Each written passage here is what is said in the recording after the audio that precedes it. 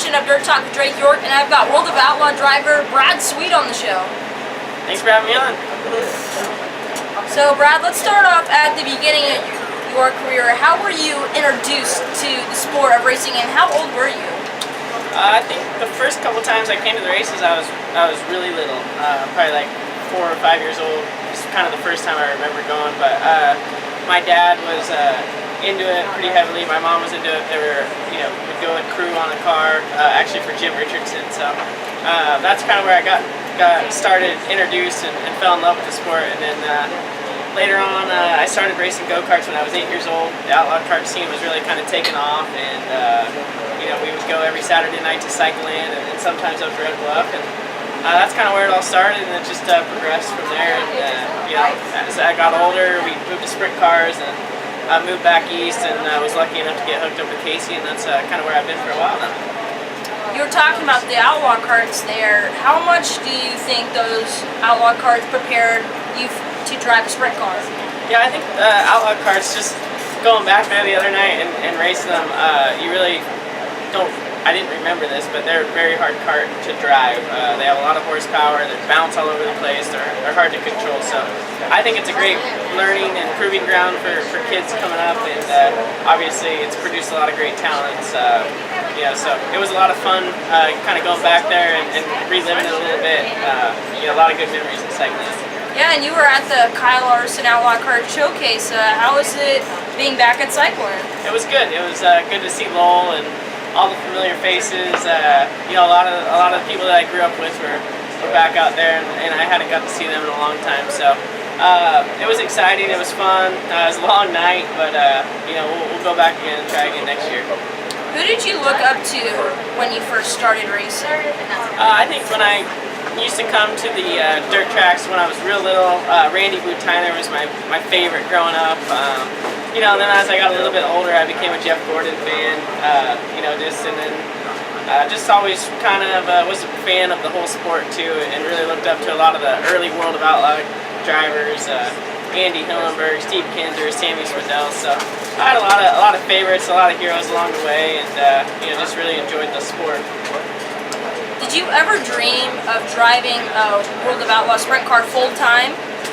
Yeah, I mean, when I used to come to the Gold Cup, that was always my dream. I just was so envious of the people that got to come and race. The Gold Cup was such a big event for us as a family, and I really enjoyed coming here. And that was always a dream of mine, as little as to travel all around the country and race the sprint cars. And luckily enough for me, I'm able to do it right now.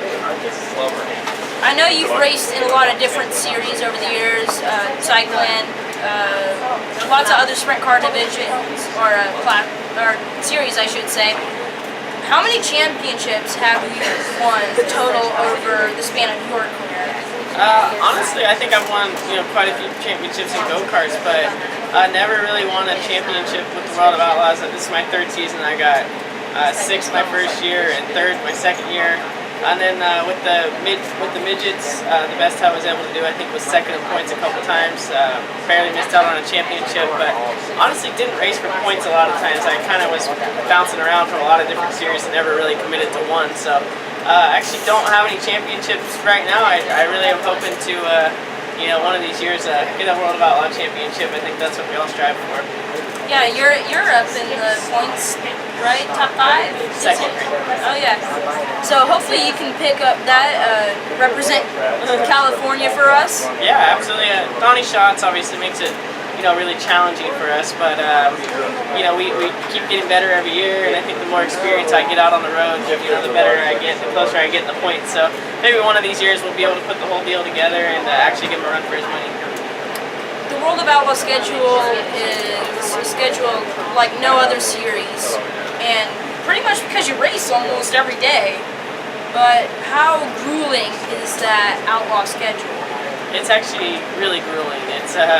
It's hard for probably fans and people to understand, but we just spend so much time, out on the road and traveling from race to race, and it's you got to really love it to do it, and it's a lot of fun, but it's a lot of work at times too. So I wouldn't have it any other way right now, though. You were talking about how you bounced around from series to series. What series have you competed in over the span of your career? I've competed in a lot of different wing sprint car series, the All-Stars, World of Outlaws, King of the West out here, the Civil War series growing up. USAC, I've done the midgets, the full sprint cars, dirt and pavement. I even raced a little bit in the NASCAR Truck Series and the NASCAR Xfinity Series. So I've kind of been around the block a little bit, but it seems like I found my home here with the World of Outlaws. You were talking about your Xfinity and truck days. If you got the right opportunity, would you head back to NASCAR or stay here with World of Outlaws? Well, it's like you said, if you get the right opportunity, that's the biggest thing, and a lot of that stuff is dictated by sponsorships and things like that. So I don't see that ever happening. Just my age and stuff. I had a kind of a decent opportunity, and then it kind of went away. So I'm pretty happy with the World of Outlaws. So I can't really. I don't know what I would do if it came up, because I really love what I'm doing right now. But you'd always have to look at those opportunities as they're presented to you. You drive a sprint car. You drove a midget, and you've driven a lot of different cars, including NASCAR. But out of all the cars you've driven over the years, what has been your favorite to drive? I really enjoy the wing sprint cars, probably my absolute favorite. I really did enjoy driving midgets, when I was in that scene. So I'd say those are my two favorite cars to drive. I like the way the midgets kind of run on the mid-size to bigger tracks, and the wing sprint car it's just a fun technical car to drive, and I really enjoy putting my full effort into that right now. You go to a ton of tracks on the Outlaw schedule, but out of all those tracks, which one is your favorite?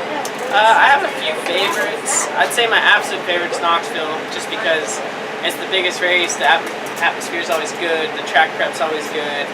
It's super technical. I really like Eldora, and then my third favorite track's Peebly, Missouri. It's a fun little quarter mile that really races well. So I got a few favorites. There's it's any track that'll put on a good race. Really, you just never really know.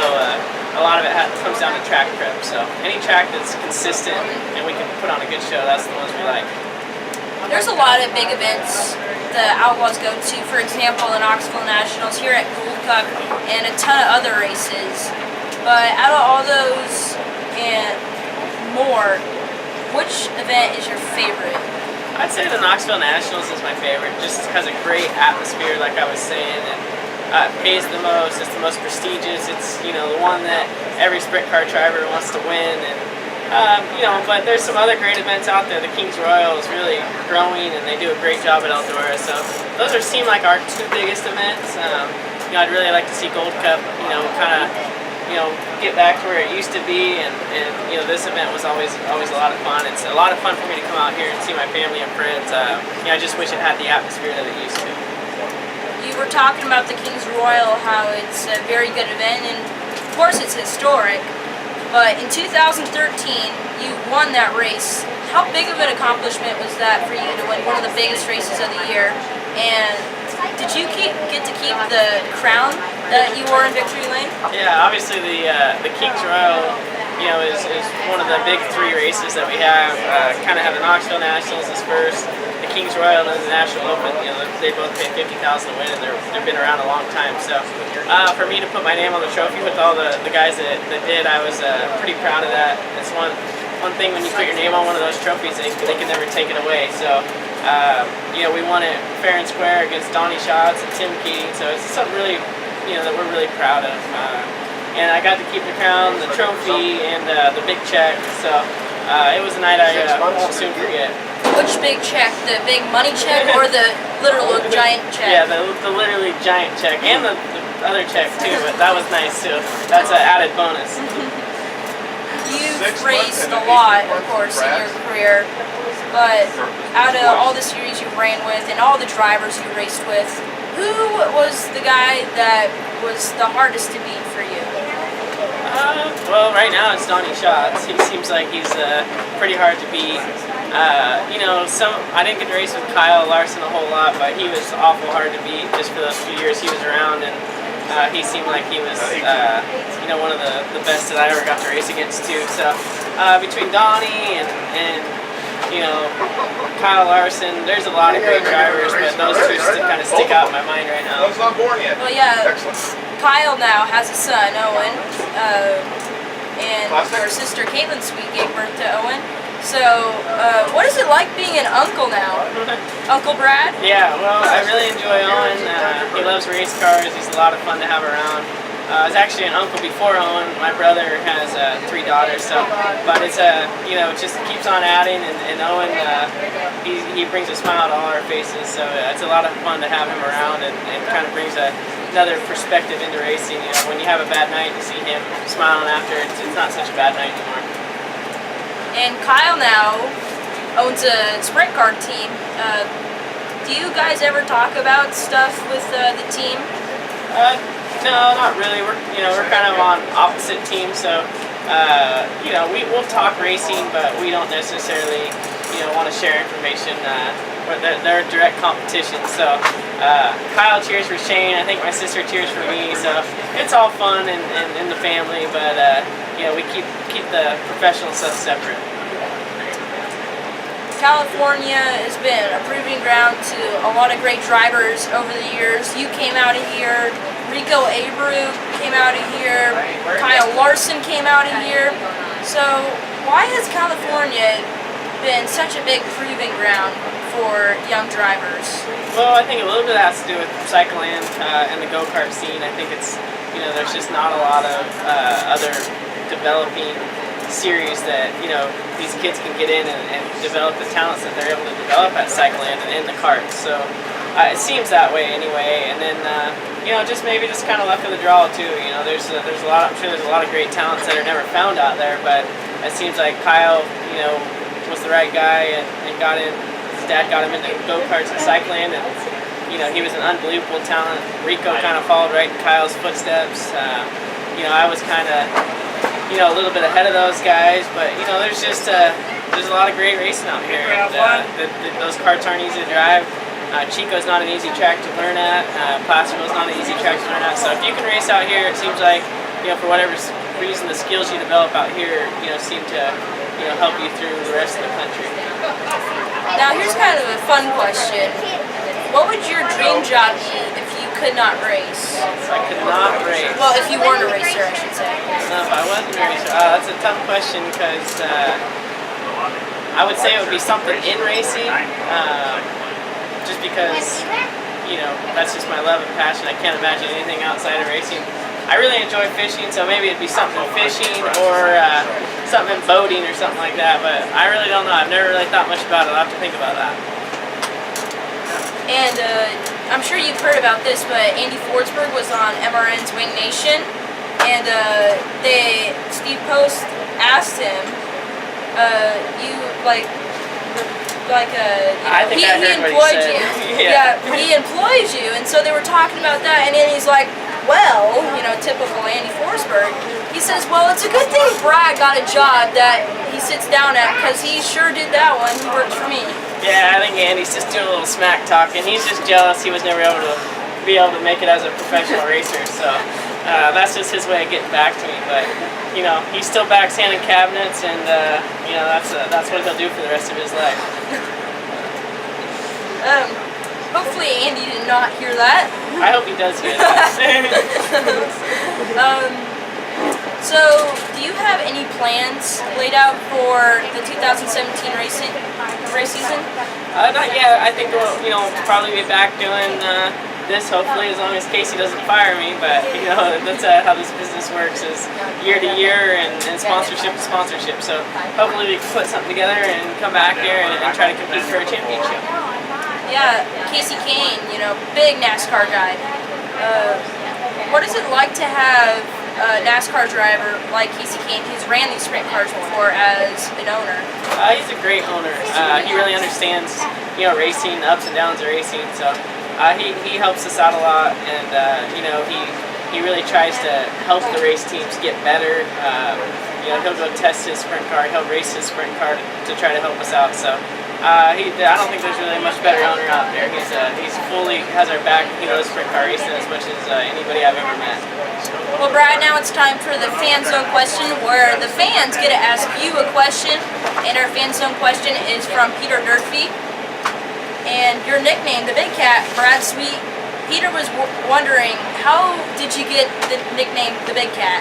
Well, I wish there was a great story behind it. It's kind of not that great of a story, but how I got it is I lived with J.R. Todd. He's a drag racer from Indianapolis, and we lived together, and we would watch this show, Rob and Big or Fantasy Factory, whatever it was with Rob Dyrdek, and he called his cousin, I think, the Big Cat. So then we started just calling each other the Big Cat back and forth. It was kind of our name for each other, just kind of as a joke. And then J.R. Todd just always called me at the races, and then it just caught on, and then pretty soon all of a sudden the announcers were calling me the Big Cat. So it's not a great story, but that's where it came from, and I think I'm pretty stuck with it for now. Well, that's going to wrap up our show today. Thank you, Brad. Yeah. Best of luck here tonight. Thanks for having me on. Appreciate it. Today's show has been presented by Chico's Police Officer Association and Kimball Midwest.